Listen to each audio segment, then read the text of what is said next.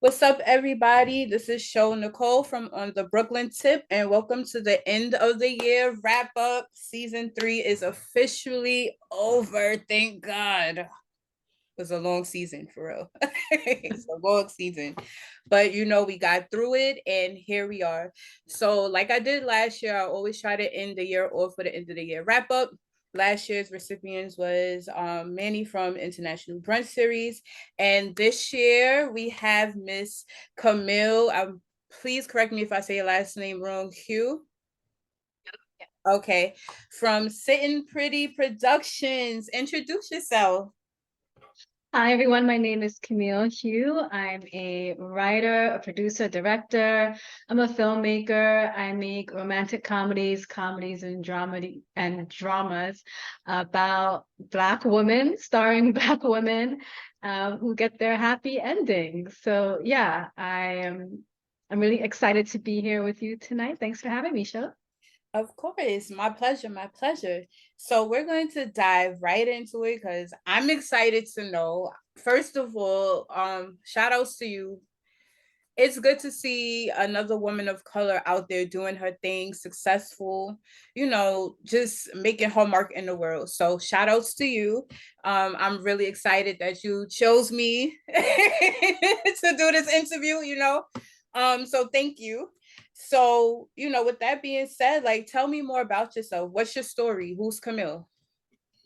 Yeah, well, I mean, I'll just off the bat say that I'm really excited because I recently wrapped on my first feature film. I've made a lot of short films and sketches and TV pilots, but something that I really wanted to do before the end of the year was to make a feature film, and I can say that I have done that. I wrapped a few weeks ago, Mhm. and so now we are in the post-production phase of my movie, which is called Trouble in Law. Again, it's a romantic comedy. Mhm. And as far as like about myself, I'm an entrepreneur. I've been working for myself since I was 21. And kind of my life motto is just doing whatever I want. Like I do what I want. That's what I like to tell people when they ask me, what do you do? I'm like, I do what I want. And so I've done a lot of things. I've started companies and some of them are still going to this day. So I am a real estate broker by trade, but I've also had like a wedding manufacturing company which produced and manufactured a product that I actually invented called Pedal Owl Runners. And I've also had like an extreme gaming company. So I currently still own a bubble ball soccer company. I don't know if you Okay. know what bubble ball soccer is by I've any never chance. heard of it. I'm sure you've seen it. It's where you get in like this big clear ball and you ram into Okay. people. Yes. Yeah, Okay, I've seen it. Okay. exactly. Okay. It's really, really fun for the people that are playing it. I mean, it's fun to have the company as well, but I do like a lot of corporate events and birthday parties and things like that.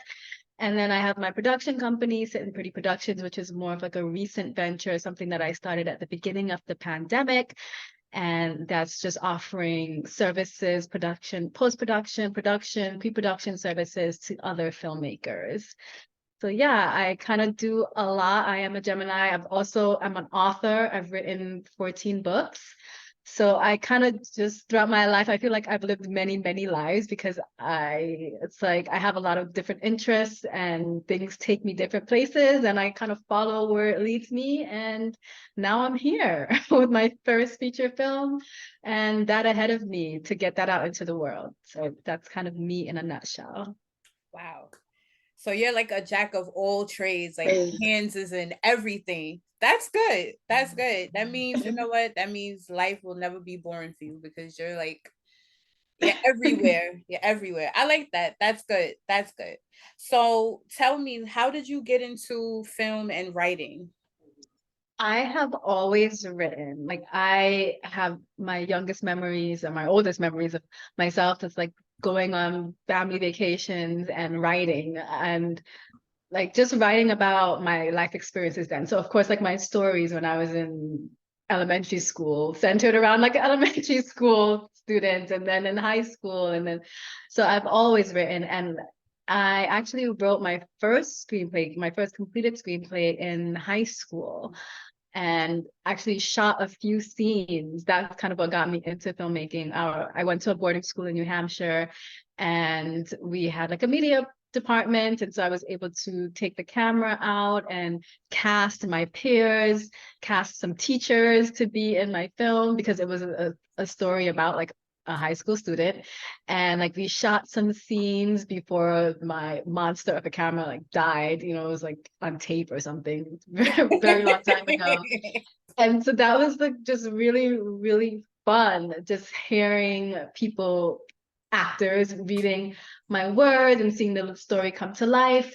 Mhm. But, you know, one thing, I'm from Jamaica originally. I'm Jamaican. I was born in Okay, Jamaica, I but I like grew up, that. I grew up in New Jamaican. York. That's the first time I've heard Yeah. that. Yeah. So I was born in Jamaica, grew up in New York, and my parents really stress the Mhm. whole education. Like you need to go and get your education and Right. like, yeah, to have like a profession kind of thing. And so when I was in high school in love with writing and filmmaking, I was just like, this is probably not a viable career for me because I didn't have anyone in my family that were writers or filmmakers. And it felt like you needed to know someone to get your foot in the door, or, have some type of Right. connection, which I didn't have. So I was like, okay, I guess I'm gonna look into real estate and like other stuff like that. But I still always wrote. I always wrote. And even when I started authoring books, which were self-help books and then moved into novels, I Mhm. still always had like outlines for screenplays and scripts.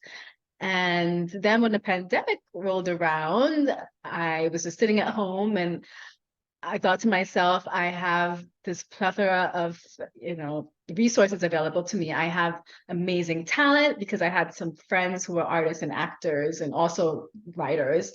I Mhm. was in a writing group. And so we're like, let's just write something and then make it. And so when we first started, we were filming on our phones and like, I'm kind of embarrassed. If you were to see Why? the first episodes are so bad, like it's on our phones and Mhm. on my really old camera, and it's just not great quality. It's we would just we ourselves. I am self-taught. I mean, I went to the school of University of YouTube, as I like to say. So I've learned Okay. to, but like back then, before we knew all that I know now, we just were filming and making our way and learning as we went. And it was really, really fun and a lot of work as well. Like I had already known editing and stuff, but yeah, we just started making things and then we decided that we were going to put out an actual series, a long form digital series. And so we wrote 7 episodes of that. We did a series called Rough and Tug, and it's about like these two best friends that start a dog walking company without knowing anything about dogs or business. We were pairing our experiences, me as a dog owner as well as an entrepreneur, and my friend who also had a dog walking company and also is an entrepreneur. So we paired our experiences and we wrote it, and we would meet twice a week for like 3 hours each time. And we were doing that like religiously for like a year and a half, 2 years. And then when we wrote the episode, we were like, okay, let's go on and film it. And like I said, first we started filming with our phones, and then we got upgraded to cameras, and then we got DPs to come in with their own gear. And so it just kept getting better and better. And the last episode is like episode 7 is amazing. We had like a full crew and we got locations and like, it's just really the scope of it expanded from where we started. And we learned so much along the way. And I realized like this is really a passion of mine. Like I love doing this and I would love to do this full time. So Right. I am pursuing it, as we That's speak. great. That's Yeah. great. I always say, I tell everybody that started like some kind of business during the pandemic, like the pandemic was a hard thing to get through. However, it really showed everybody like what's in them, what they're made of. And I like that everybody started discovering hidden talents that they never knew that they had. And it was like, a lot of my friends became nail techs because the nail salons were shut down. Or we Oh, had, hairstylists that were coming out. They was finding every little way to keep themselves up because everything was shut down. And in yeah. the process, they realized, like, wait a minute, I could make some money off this. I could turn this into a business.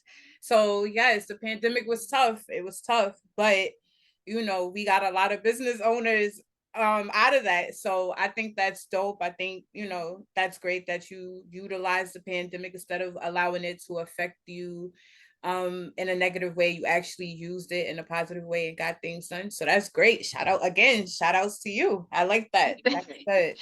It is the Um silver lining. Yeah, like when you have yeah, so much free time, right? It's like you could either just like sit on veg out on the couch and watch TV, or you can kind of right. like discover some passions that you have. Yeah. Exactly. That's true. That's definitely true.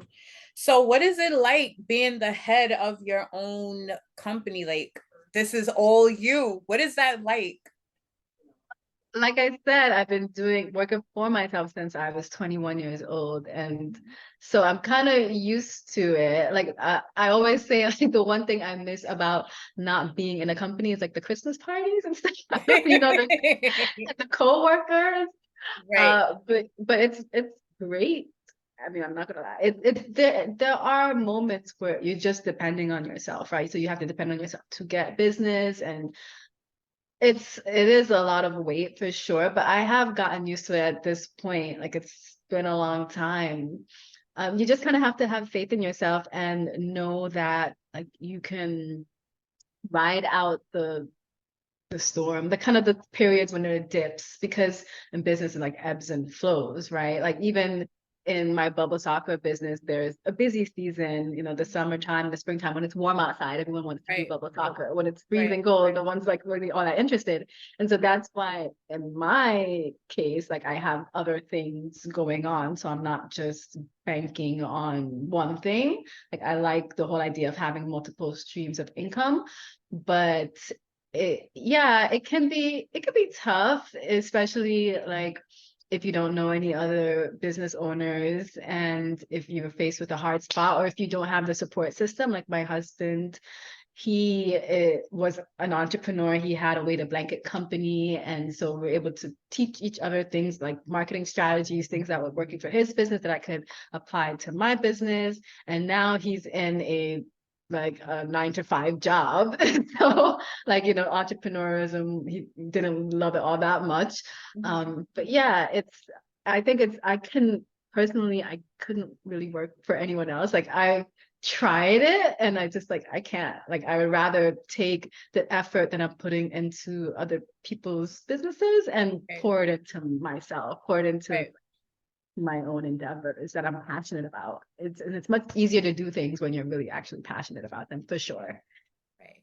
I like that you said that because for as long as I could remember, I turned 33 this year back in September. And I always used to say to myself, like, I don't think I'm meant to work for anybody else. Like, I want to be my own boss. I want to be my own boss. I don't like,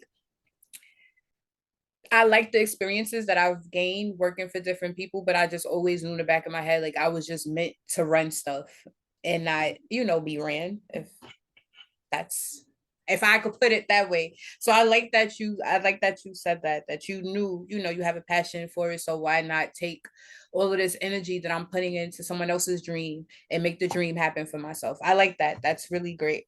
That's really great. So what are some of the challenges that you faced being an entrepreneur and owning all of these different businesses? Well, I know one of Yeah. the things you said that businesses, you do have your peak season and you have a season where things are pretty slow. So, what challenges did you face in those slow seasons? Well, I'll say the first challenge that I face as an entrepreneur is this. Like when I was in school, right, I knew that I wanted to work for myself, right? But I didn't actually know what I wanted to do. Like that was before I knew like exactly what fields I kind of wanted to go into, because I thought really, like I said, I thought writing and filmmaking was not a viable option. So I was thinking like, oh, I want to work for myself, but like, what am I going to do? So the first challenge was figuring out like what I wanted to do. And I think you do that by, I'm gonna say unfortunately, but by gaining experience in different fields. So yes, I did have to initially work for a real estate broker to determine like if this was something that I wanted to do. I was an appraiser for a little bit. I got my appraisal license and was doing appraisals, real estate appraisals.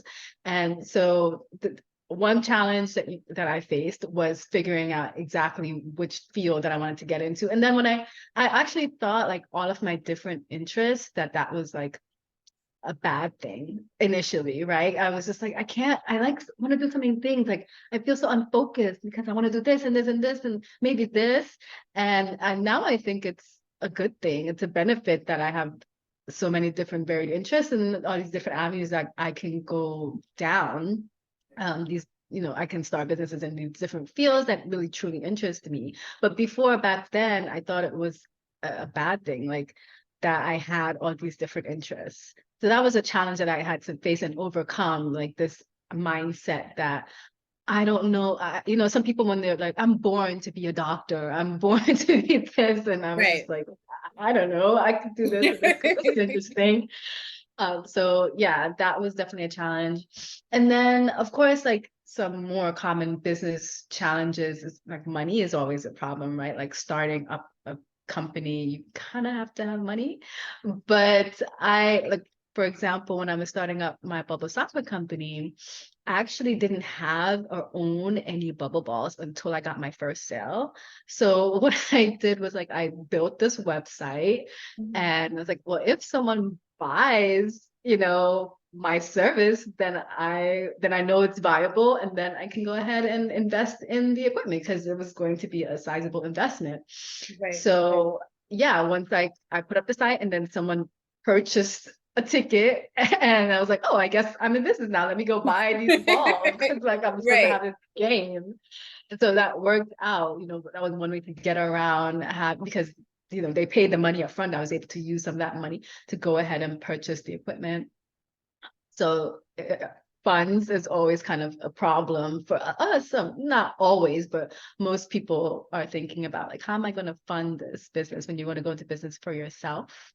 Right. And True. and then a major challenge that every business owner faces is the marketing, right? Getting the word out, the advertising.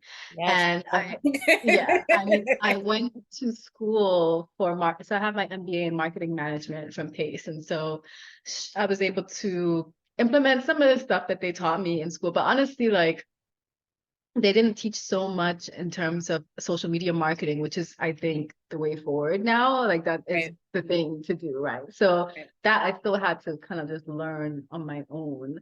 Mhm. And I love getting business mainly from like word of mouth referrals. I think it's the strongest way. So that's what I try to focus how I get new clients on, like telling my current clients, like tell your friends, like giving them incentives to want to tell their friends or having, for example, again with Bubble Sock, it's a very visible business. So when I'm out on a field, for example, I made sure that all my balls have my logo huge on the back so that people who are walking past, they see it, they're Right. like, They oh my see God, that is much, looks like so much fun. They take a picture, there's my logo, there's my website on the actual balls and they can contact me. So yeah, those are just some of the challenges that I faced and how I went about overcoming them, I suppose.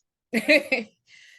Listen, a lot of the stuff that you saying, like it definitely resonates because social media, like when it first came on the scenes, like it was kind of slow, but it's taken off in so many ways. And a lot of people, are trying to utilize social media in a way to promote their business. And it's tough, especially like people could be so mean and cutthroat. Um, It's so much that goes into marketing, even a lot of this stuff I'm learning out. I have a medical background, so business, like this is all new to me. I didn't really learn business that much in a medical background. So learning, keywords and, how to advertise and placements and algorithms and all this stuff. I was like, listen, do I really want to sit here and learn this? Do I want to get somebody else to do it for me? And then when things, pick up, then I'll just slide back in and take the reins. It's a lot. It's a lot. And I like that you touched on that. Though it could be challenging and it could also be very discouraging and cause the person, to want to give up on their dreams. So the fact that you saw the challenges through, you overcame, you're still learning as you're going. Um, that's commendable. But I mean, I want to say thank you, first of all, but I also want to say you bring up a really good point, which is that if you have the funds available to hire someone who Mhm. is adept in that field in marketing and advertising, like it's definitely worth it. At least they should be showing you that it's worth it, right? By with the ROI and all that stuff. Like Yes. what, but yeah, like if you're not great at it, then I'm all for hiring someone who can help get you there. Like that's you pay the money for the experts to help you get there. If you don't have the money, then you try to learn yourself until you can afford to kind of get someone who knows more about it than Absolutely. you do. So that's a Absolutely. great point. Absolutely. Trust me, I've thought about it and I'm like, let me try to learn it myself just a little bit more. And if it's just not working out, then we're gonna have to go the other route. So yeah, I like I said, I everything that you're saying, you spitting facts. I'm really going through it. So I get it. I get it. As a writer and as a filmmaker, what do you think is your most memorable moment? Well, I mean, my most well, I guess like the first short film that I made was really, really cool. I made this short film called Nice Guy, trademark, and it was like it just the reaction that I got to it was so rewarding. Like people found it funny. I mean, there was a comedy. It's so basically the short film is about this guy who considers himself a nice guy, and on the date that he goes on, we find out that he's not so nice. Like there's a reason why he's single, and just people just really it resonated with people. People reacted to it in the way that I hoped that they would. So that was like really, really cool. And then my most recent, like most memorable thing with film writing and filmmaking is completing this feature film. Like there were so many just amazing moments on set, and it was so much work. Like I think I got, I don't know, like 10 hours of sleep for the entire. I did not get a lot of sleep, and like sometimes I was feeling a I little can bit deranged. imagine. But it was like totally worth it after we wrapped. And I still am a little bit in disbelief that I did it because there wasn't a lot of prep time. We shot like I only had like 2-3 weeks to prep for the actual shoot. And that is not a lot of time. And that's because it was like a last minute decision to do it. But yeah, it's just probably going to be the standout, one of the biggest things that will stand out in my mind for the rest of my life because it's my first baby. It's but yeah, that was and just working with the cast and the crew and all these people because there were a lot of people involved. Like films, you can make a movie with a few people, but once you try to make the scope of it bigger, try to make it look more like a real Hollywood movie, you just have so many people that put their hands in it, that get involved. And it is like humbling that all these people they're coming together to see your vision to life. So yeah, that's what I would say. Yeah. So I like that title, nice guy. And you know what? Any guy that comes to me and say, I'm a nice guy, it's an automatic red flag. Because what are you hiding? What are Right. you no, sir, like what are you hiding? Why like it must be some stuff you got going on and you're hiding behind that nice guy title, and then come to find out you got a lot of drama and trauma to you. So that's good. That's good. And with the last feature that you said you just wrapped up, you only had 2 to 3 weeks to get everything done. Post production. So I wrote the script about a year ago, and then I put out the casting call. So I did that prior. Like I had people audition and do EcoCast or like online. They submitted themselves reading for different parts. So I was able to just like go through again because I had done it before, but go through again and see like who I really wanted, like narrowing it down, who I wanted to Right. cast. But in terms of like getting the location, yeah, I was out scouting I only had 2 to 3 weeks to do that and find my crew, like my main crew, like my DOP and my AD and my gaffer and my AC, like find those people. I didn't have much time, only had 2 to 3 weeks to do that. And because I'm acting in the movie, like just prepping for that as well, right? Because there is prep involved, having to memorize the lines. I wrote the lines, but Right. still, you still have to, yeah, and had to memorize things. And then I had to do the storyboard, and because I was directing as well. So I was just wearing a lot of hats. And so through 2 to 3 weeks to wear all those hats is not much time at all. Like ideally, I would have had like 2 months.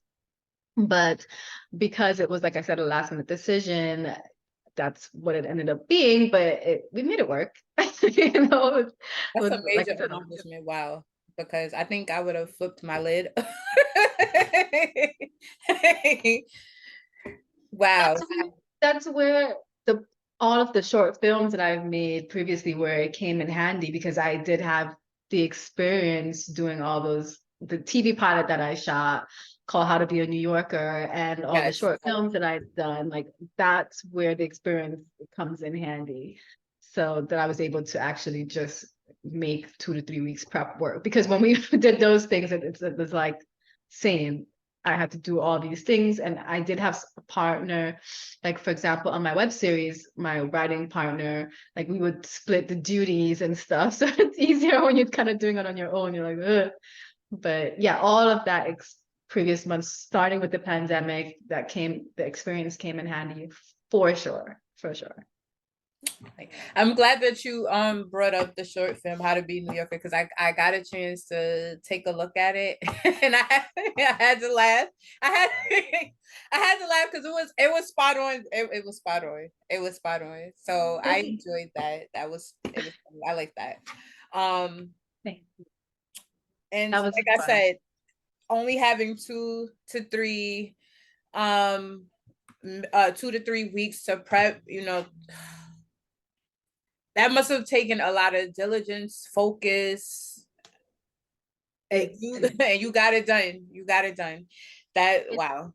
Yeah, well, initially when I was first thinking, I was like, oh, I'll just do it. I'll do a 13 to 14 day shoot. After I broke down the script and I knew that I needed 13 to 14 days to shoot it, I was like, oh, I'll do it in the 2 weeks, like every day. But then I'm like, this is it's not gonna work. I'm like gonna die if I do that. So we shot over the course of a month, like a little bit over a month, and it was 17 days over the course of a month. So in the days when we had like in between to rest, I would also do more prepping for the days that were to come. So that definitely helped for sure, because my initial plan of shooting 14 days in a row, or like, 5 days a week and then just resting on the weekends, which is how a lot of movies are shot and are made. That was just not gonna, that was a little bit too ambitious Right. for the amount of prep time that I had. But like I said, it all worked out really well. And with How to Be a New Yorker, we shot that in, I think we shot that in 3 or 4 days, 3 or 4 days, something like that. So yeah, it was just like all day long. And I knew from that experience, so it's a lot. I need more It time. sound like it. But Yeah. you know what? With everything that you saying, the one thing that stands out to me is prepping. Like you got to plan and do your research and make sure you got everything in the roll and have plan A's, B's, C's, and down the list, because things can happen. And so you want to make sure that if in the event that something's happened, there's a backup plan for your backup plan. So I like that. And for anyone and everyone that is listening, that is pursuing film making and writing, like I hope you take in what she's saying. You gotta have everything together. Prep, prep, prep. So I like that. It Um, definitely helps when you have good people as well. So, people can help you. And I did get the support from when I found my AD and my DOP, I got support from them that came in so handy. So it's important to find people who you can trust, and people that are dependable and that, know what they're doing as well. That helps a lot. I like that you said that as well. Having good people, no, for real, having good people around you makes a world of a difference, because when you have good people around you, it doesn't feel like the weight of everything is on your shoulders. It's almost like, if you have a moment where you got to put the load down, okay, if I drop the load, I know somebody's going to be right there to pick it up and to see it through. So having someone, number one, that believes in the same dream that you have is very important, and having people that have the same work ethics as you is even more important. So girl, you are spitting some gems. And You you are seem to spitting some know gems. exactly, you know what I'm talking about. I listen. Whew, I've been podcasting for a year, and there's still so many things that I'm learning, and everything that you're saying, either I've been through it or I'm currently experiencing, and it's just like a confirmation thing. Like, all right, I'm not tripping. Yeah. what I'm seeing and what I'm going through, it is, this is what it is. This is what it takes, as an entrepreneur, as a especially, and this was my next question, like being a Black woman of color, like we go through so much as it is already, and so how do you deal with that? How do you deal with trying to make it in the biz? Because like I said, we already got slashes on us. We're Black and we're women. So how do you deal with that? Yeah, I mean, so I write stories, they're all starring Black women, and I definitely felt as though, and like my stories are lighthearted. So one thing that I'm like totally against, and like this, it's fine to have other types of stories. Like I'm all about diversity in stories with Black women in them. But I just felt like I wanted to contribute. My contribution was going to be like fun, lighthearted stories. I didn't want to do any trauma porn. I wanted people to see themselves on screen and to also like feel good after watching the movie. And so I felt, and it's not like super, super heavy. Like the topic of this movie that I just made, Trouble in Law, yes, it touches on divorce and stuff, but it's like a love story in the end. And a lot of the contests that I would enter with my scripts, when I would look at the winning scripts, the scripts that would be winning these contests, and the films that would be winning film festivals, they were all so heavy. I mean, like more serious topics, and that's fine to have those, but it just felt like the types of stories that I wanted to tell and that I like watching weren't really placing and doing so well in the contests that are supposed to be there to help you get a foot in the door. And so, in my opinion, I'm like, okay, well, if they're thinking like this story is not going to have universal appeal or appeal to whoever their audience is, like that I'm just going to make it, which is just my mindset of anything. It's like I don't like waiting for people to tell me that I can do something or to give me a green light. It's like I want a green light myself. And so to answer your question in terms of like this type of stories that I write, because they're based on my personal experience of being a Black woman in America, it's like I'm not going to let some executive or producer or financier tell me that like this story shouldn't be made or can't be made because there's no audience for it. I'll just go and fundraise myself. Right, do what you got That to do to get it done. Exactly. exactly that. And I think that's, it's following and a lot of other successful Black artists have paved the way and shown that it's a viable business plan. Issa Rae and Tyler Perry and just all these creatives that just did it themselves, like DIY themselves, and now they're like a huge commodity that people want to work with them.